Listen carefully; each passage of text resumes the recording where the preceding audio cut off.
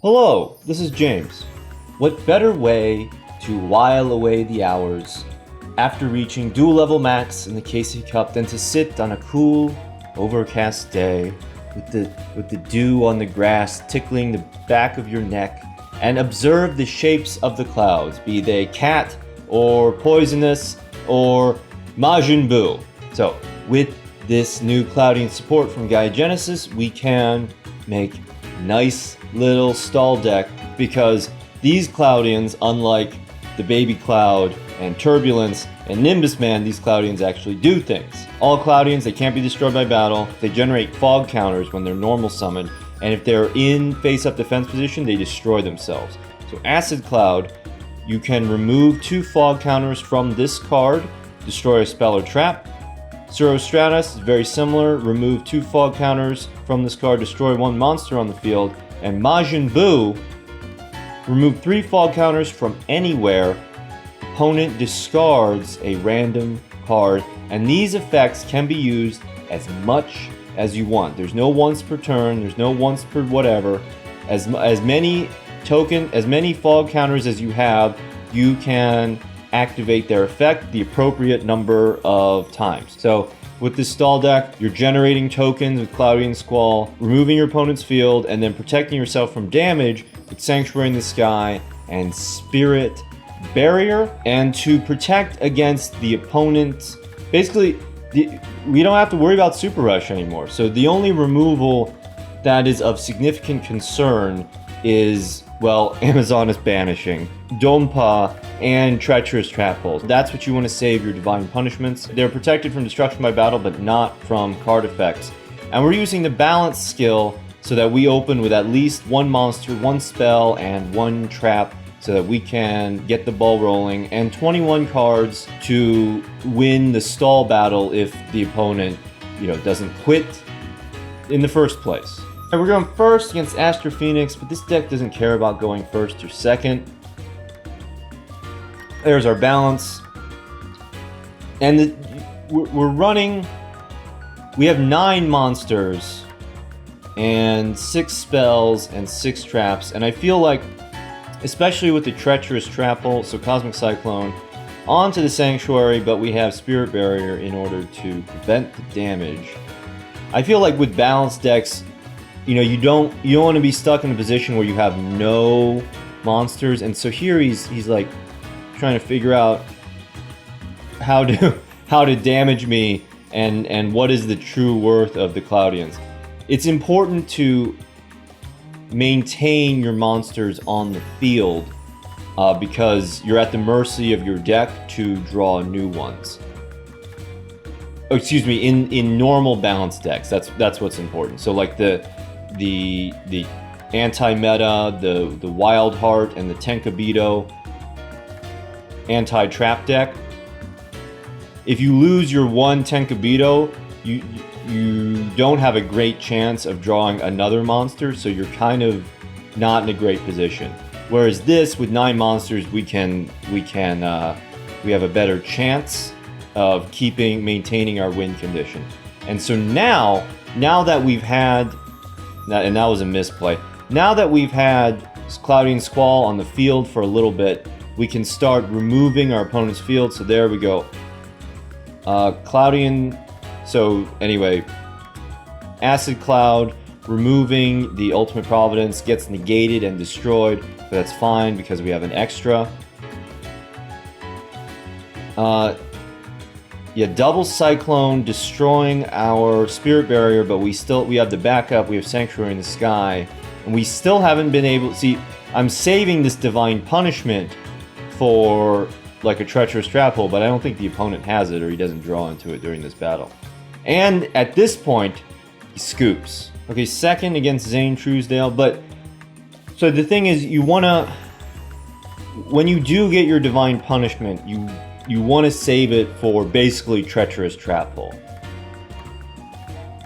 Oh yeah, all right, yeah. Let's see this against Amazons. So let's lead Altus, because if Princess tries to crash into Altus, he will destroy her. There's our ambush, and no attacking whatsoever. treacherous, and that's what we save the divine punishment for, because the 2-for-1 is that's how you win against real decks. That's how you win against meta decks. So we definitely want to prevent that for our little stall deck here. And so now observe. We had a Cloudian, and then we normal summon the Cirrostratus. Cirrostratus, when he's normal summoned, gets a counter for each Cloudian that you have. So because we had Altus, and then he gets one for himself and one for the Altus, he gets to destroy the princess, and then we can attack directly. And it appears that the opponent has no monsters in his hand. Okay, Cyber Style. But that's okay. Well, see, okay, so he got spendy with the Cosmic Cyclones, realizes that it's futile, and surrenders. Alright, so, what is it? First against Dr. Valiant Crowler, and this is the... this is why they didn't release full-on Cloudians when they released the Cloudians to begin with, because against the old meta of Duel Links, against the ancient meta, against the ancient gears, they're actually really strong. Okay, so here, this is like a perfect old school matchup. Man-eater bugs and enemy controllers removing our monsters, but that's why we run 9 monsters, so that we have extras. So we have an Acid Cloud, and Acid Cloud is just going to hold the line, and he's going to try and get the damage, but there is no damage to be had because of the damage blocking cards. Majin Buu going to get 2 counters, and actually we could activate Majin Buu's effect to discard the opponent's card, but I don't want to do that. But now we have Cloudian Squall, and now everybody is going to get the counters.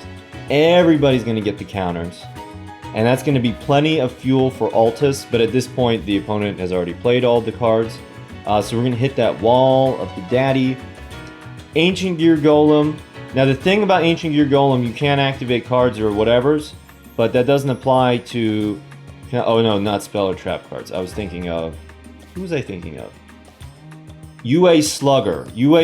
Somebody attacked into my Amazoness Swords Woman with UA Slugger and lost because they thought that Swords Woman's effect wouldn't activate because of Slugger's effect.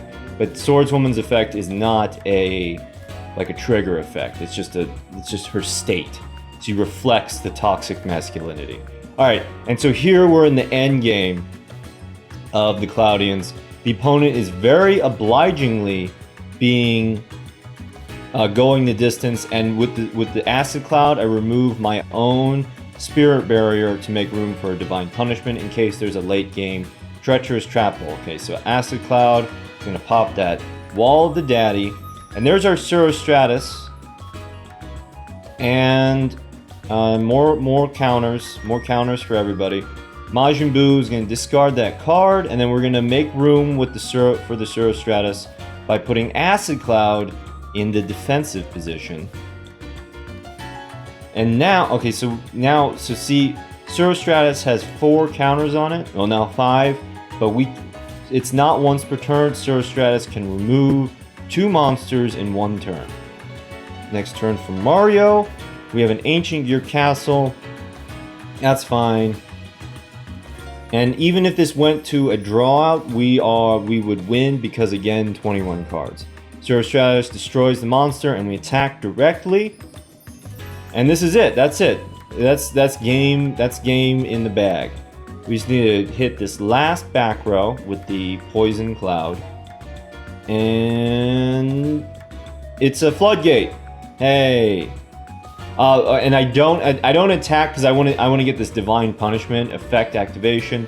Sergeant Electro kindly obliges.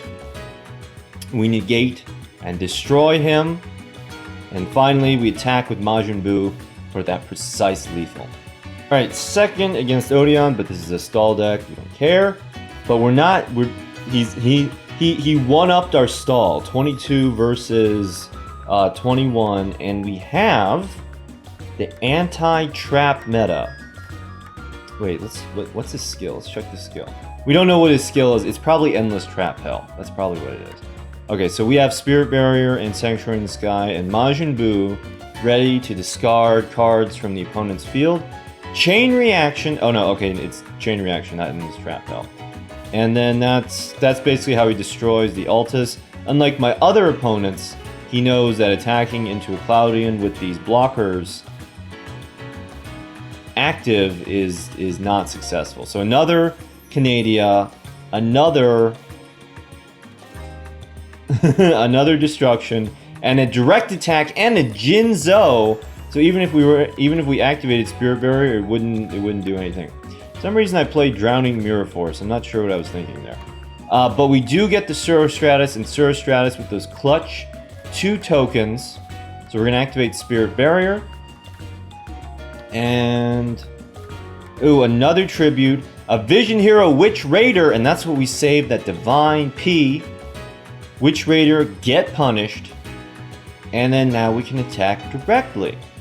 See, you get all spendy with the, this is why I don't like the Witch Raider. The Witch Raider makes people kind of impulsive, like, yeah, I'm just gonna blow up their traps and then blow up their whole field, but then when they have a full back row, like, that doesn't work out.